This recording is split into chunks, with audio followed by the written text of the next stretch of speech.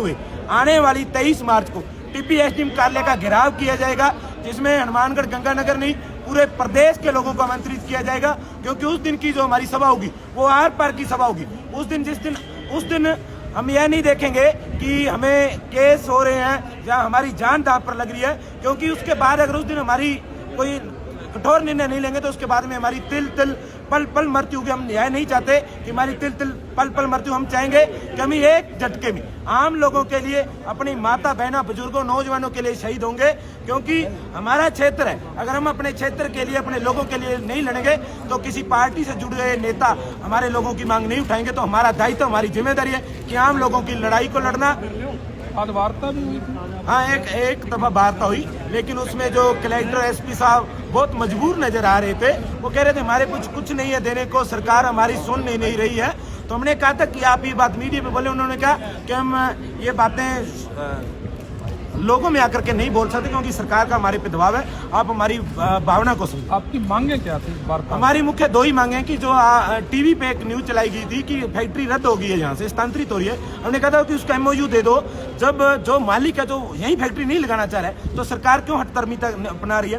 दूसरी मांग यह थी कि जो आम लोगों पर, हमारी माता बहनों नौजवानों पर जो झूठे मुकदमे किए गए उन्हें रद्द किया जाए। लेकिन प्रशासन के लोग कह रहे थे कि अगर आप ट्रेन रोकेंगे, रास्ता रोकेंगे तो आप पे केस होंगे, हमें उसका चिंता है। तो हमने प्रशासन के लोगों ने यह भी कहा कि अगर आपको ज्यादा लोगों की चिंता थी तो आपने 10 दिसंबर को हमारे लोगों पे, हमारी माता बहनों पे लाठीचार्ज क्यों किया, झूठे मुकदमे क्यों किए, तो उसका उनके पास कोई जवाब नहीं। महंगा सिंह जी, 10 तारीख के बाद में आज ये चौथी महापंचायत थी।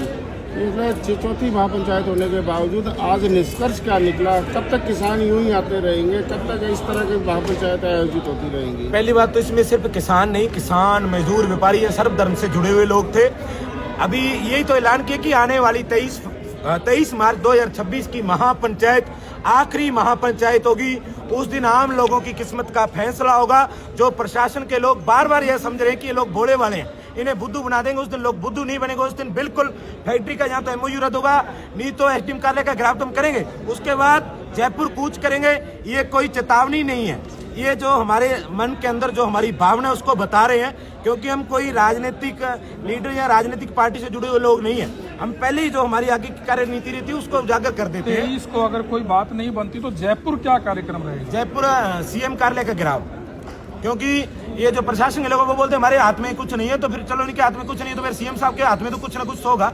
तो उस दिन हम बिल्कुल जयपुर कूच करेंगे। सीएम साहब के जो बंगला है, जो कोठी है भजन लाल जी की, उसका घेराव करेंगे। तो माननीय मुख्यमंत्री जी से कहना चाहते हैं कि जो आपका बंगला है आप उसकी सुरक्षा को देखते, क्योंकि बाद में बोलेंगे कि तो हुड़दंगबाज आ गए। तो हम हुड़दंगबाज नहीं, हम एक किसान, मजदूर, व्यापारी वर्ग से जुड़े हुए लोग हैं। हमारी जो मांगे हैं उन्हें मुख्यमंत्री महोदय आप माने, क्योंकि आप भी मुख्यमंत्री बनने से पहले सड़कों पे घूमते थे।